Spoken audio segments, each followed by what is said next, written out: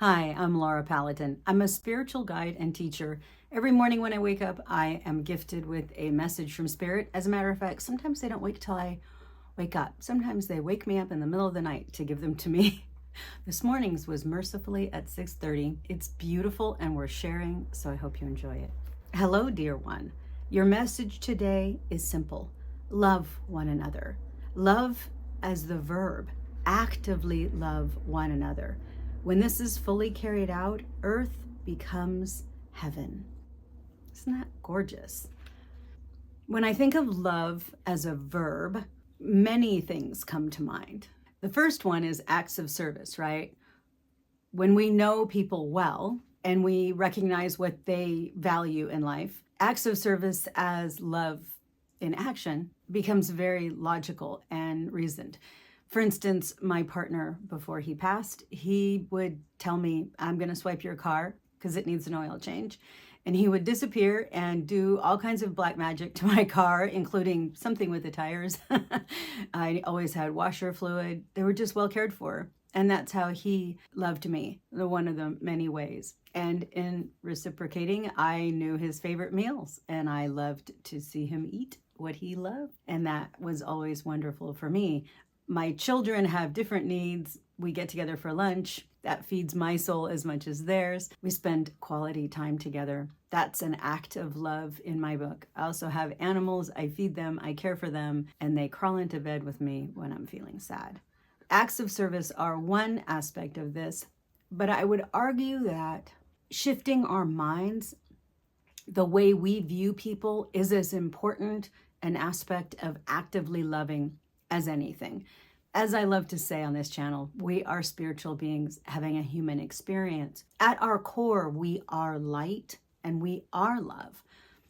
When we get so distracted by the outsides of a person that we forget this, that we fall into this idea of this person is that or that person is this, and we start to condemn them, we lose sight of them as the light, right? And now I am not talking about putting up with abuse. If there's someone in your life who has shown you to be abusive and that is harmful for you, completely support you in distancing yourself. But you can distance yourself with love. You can still recognize them as the spiritual being that they are and distance yourself because the person that they are in this incarnation is not good for you. That's very healthy, and I want to support you in that. That's loving yourself. Another aspect of this just came up for me yesterday. Someone who I've known for a long time, and I didn't see one particular side of them, which is an abusive side. They've always been kind to me. I've always been on that side of them. Their lives have changed a lot, and I am part of the catalyst of that change. And it's a good change for someone else, but they don't like it, right? They got really nasty with me, so I've distanced myself. Someone that knows us both said to me yesterday, well, they really showed us their true colors. And I had to stop and say, they showed us some of their colors, but they also have loving aspects to their personality. They're also kind. This is like a cornered dog reacting, right? I'm not giving him an excuse for his behavior. I'm not going to continue to engage with him because it's not good for me. But energetically, I am still sending him love because he is still a spirit having a human experience, and that human experience is reacting badly to a situation that is scaring and upsetting them. So I don't need to condemn them, and I'm not going to gossip about them. Gossiping is bad for everyone involved. When you're getting information that's going to protect you, that's one thing. But when you're enjoying that salacious experience of, oh my gosh, I get it because it does validate how you feel.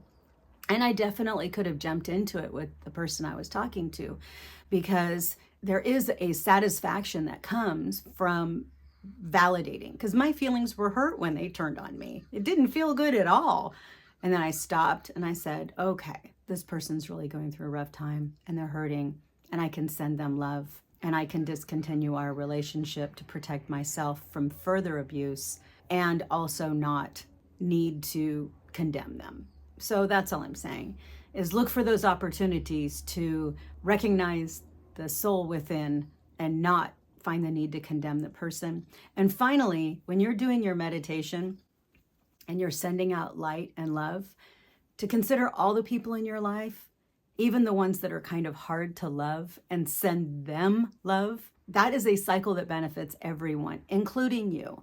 So it may seem strange to think, oh, I'm going to sit in this place of love towards somebody who's not loving toward me. But if you think about it as sending your love to their soul, adding to their light instead of supporting the negative attributes that are a problem for you, I just want you to open yourself up to that. So it's perfectly healthy and a good idea to distance yourself from someone who is abusive, and to sit in your own self and send them love. It's good for you, it's good for them, and it's good for the whole cycle. I hope that made sense. I found this message just beautiful today. It is simple, but it's also very complex, right? I hope this message was helpful for you. And if you think that other people would benefit from them, if you wouldn't mind interacting with it in some way, like it, share it, you can subscribe to the channel or what platform you're on. And I would really appreciate that. So until next time, take care. Mwah.